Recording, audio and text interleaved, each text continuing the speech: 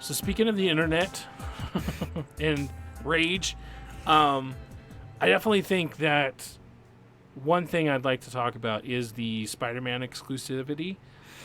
And talk about, because we were talking Avengers, and you kind of hinted at it earlier. So Spider-Man is going to be exclusive on the PlayStation version of Avengers. So that means Xbox and PC are not going to get Spider-Man. My initial reaction to this was, well, yeah, duh. Like, yep. Spider-Man was on PlayStation 5, PlayStation 4 as an exclusive from Insomniac. So, like, that made perfect sense. Like, oh, okay, that's... But then the reaction from the internet, like, my God, it's like this has never happened before. It's like this is the first time it's ever happened, and people are just absolutely outraged. I'm going to give my hot take on it because it's probably going to be the most unpopular hot take, and that is, I don't care. I have a PlayStation, so obviously I'm in the party that gets Spider-Man, so sorry, I guess. But, like, I don't get it. Xbox has had exclusives. PlayStation has exclusive. Did you know that there's this game called Horizon Zero Dawn? And it was exclusive on the PlayStation 4. You could not get it anywhere, and that's an entire game. Where's the outrage? Or Halo. Right, yeah. But, yeah, where's the outrage for that? And to a certain extent, this is a game that's coming out on multiple platforms. And multiple platforms, but then having an exclusive on one platform when it's a multi-platform game, I can sort of get. But that is also something that's just been happening. It's business. So for me, I don't care. Like, to have people, like, showboating and basically saying, well, I have a PlayStation 4. This is bad, and now I'm not going to get this game because of that. It's like, really? First off, the whole argument over were you going to play it anyways? Or are you just, posturing so you can make all your Twitter friends happy? Or, like, does it really matter? So, I don't know. That's me, and whatever. What do you think? So, I'm going to be the middleman here. Because I was the same as you. When I saw this, I was like, well, duh, that makes sense. I was like, okay, cool. They're also confirming that, we'll have the Insomniac Spider-Man. I was like, oh, that's great. That makes a lot of sense. Then I found out that that's not the case. It's Crystal Dynamics' own take on Spider-Man, so not the same Spider-Man from Insomniac's game. Okay. And I'm like... You wouldn't want to copy-paste. You wouldn't, but that would make the most sense. So, and... just to kind of, for everything, you guys were talking about Halo and Horizon, it is definitely different. This situation is the most recent thing that I could think of is when last year Modern Warfare was coming out and they were like, hey, because we have a deal with PlayStation, you can't get an entire game mode True. until the following year. So that was shitty. This, I think, in a way is kind of shitty because of the whole thing of like, it's... Crystal Dynamics' version of Spider-Man, which is really cool, and I want to see that. But it's like, hey, because we have this exclusivity deal, like, PlayStation's the only one that's getting it. So yeah. I understand the frustration. I understand people mad. I'm not one to where I'm like, oh, I'm not going to get the game because that's shitty for everyone else. I'm not. I don't have that amount of energy to care enough about that. I just like that some people were bringing up Marvel Ultimate Alliance 3 as an example, saying that, look, Spider-Man's in that one. Why can't he be in the other ones? And I'm like, that's a really bad example because it's exclusive for the Switch. Yeah, it's a bad example. Find another argument. That's all I'm saying. Have an argument. If you want Spider-Man to be in Xbox and PC, have your arguments. But make sure it's the right one, because that's a bad one. It's an exclusive thing. I think it's bullshit that Ultimate Alliance is on the Switch. I want to play my Ultimate Alliance on my PlayStation, but I had to buy it for Switch or whatever, and I never play my Switch, so I basically don't play it. Anyway, sorry. Quick aside. Go ahead.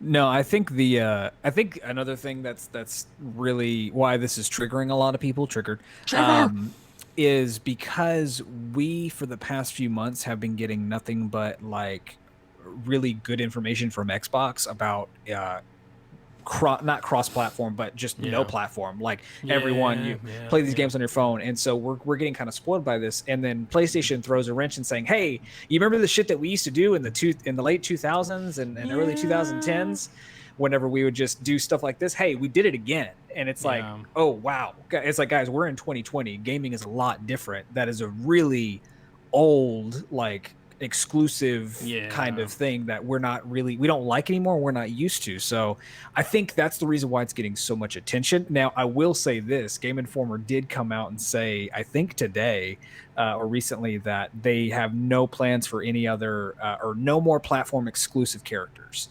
Spider-Man is the only one, and I think that's solely just because of the partnership. Right. But Ryan, what do you think? Well, I didn't want to interrupt you guys going off on that, but I mean, a lot of people have to remember too that Sony was the original owners of Spider-Man. Right. Yeah. So it makes sense that they would try to keep that. I'm pretty positive they didn't sell 100% exclusive rights to Marvel. Partnership. They have a partnership with it. So I think Sony still owns the rights to Spider-Man, and just my assumption is Microsoft didn't want to pay the money for that Sony wanted to charge for its competitor. So Sony's like, fuck, screw it, we're just going to keep it on our branded platform, which is PlayStation. It's kind of BS, but I remember very specifically that Spider-Man was owned by Sony, and originally they were going to come out with the Sinister Six storyline that was supposed to be the competitors to the Avengers, and it was supposed to be bigger and better than Justice League and stuff like that. And Sony worked out a deal with Marvel so they could use Spider-Man in some of the Marvel movies. But I don't think Marvel owns enough of Spider-Man to use him marketing-wise in new franchises. That's why they keep him in the movies. Did keep him in the movie. No spoiler. But there's going to come a time where Marvel may lose Spider-Man. And the newer Marvel movies won't have Spider-Man, and Spider-Man will have to do its own thing. So it makes sense to start really, it's like they want to show the value of Spider-Man, so that it's exclusive to PlayStation. And so when they go back to the negotiation, they can be like, "Hey, look, this is how much Spider-Man is worth." Right. So like it on the back end, it sucks for the consumer, which is us. But on the back end, I'm like, yeah, that makes sense. I'm not surprised. Yeah, and I would say too that this would be a feather in the cap for Microsoft of how PlayStation so far with PS5 has been in comparison to Xbox this next generation anti-consumer. I put that in quotations because like you've seen all the memes, the recent thing that they came out with where they were like, hey, you can use DualShock 4 on the PS5 to play PS4 games, but can't use it for. And I'm honestly, with this whole thing, I'm getting fucking tired of people. Like, I understand why that's the case. They are designing these PlayStation 5 games to use this new fucking controller that is new technology, and I want to play. I don't want to. If you can tell me I'm playing Last of Us 2 on a DualShock 5, and if I would rather play it on a DualShock 5 where I could feel the fucking tension of a bow and arrow, or play it on my DualShock 4 where I just feel rumble, I want to do that. So I'm getting tired of that argument in general. But yeah, this is another thing like in a row of Xbox being like, hey, you can play your games anywhere. Oh, so and Sony's like, hey, we got this. But I think what's good and bad about this whole thing is this is solely because of a contract, of a deal that was made years ago. So it's one of those, it's just like an unfortunate reminder.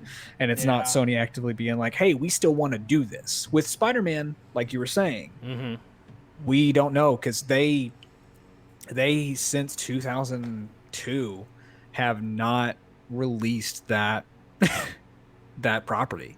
So it is weird. So if I can get off my my high horse and be like, haha, PlayStation, if I could get off my high horse, I mean, to a certain extent, one thing me and you have always been huge backers of is crossplay, cross-platform, cross-save, everybody, if it's multi-platform, everybody should be able to play with each other. Giggity.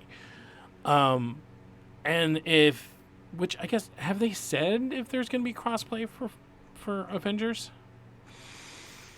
I don't know if I don't. Yeah. I almost want to say they said there was going to be for the next gen versions, but I don't think Interesting. so.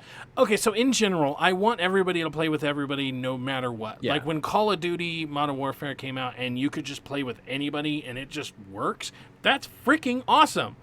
Being able to just cross-platform Call of Duty, now I don't have to worry about, like, well, what system should I buy so I can play my Call of Duty with everybody? No, I don't have to worry about that.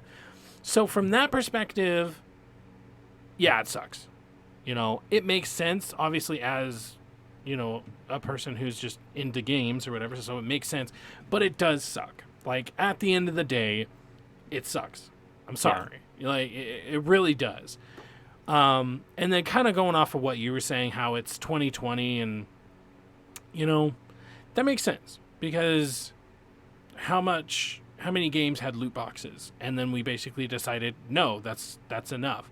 Oh, that was in, what, a year turnaround? I know, right? So that does make sense where this is supposed to be a new generation, or we're heading into a new generation. Even though this particular game isn't next generation, you know, we're heading into a new generation. So why do we have to keep up these old practices of having, you know, it makes sense from a business perspective, it makes sense because basically Sony is telling you a reason to buy it on PlayStation rather than Xbox. So if you have all 4 or 5 systems, what system should you buy Avengers on? You should buy it on here if you want Spider-Man.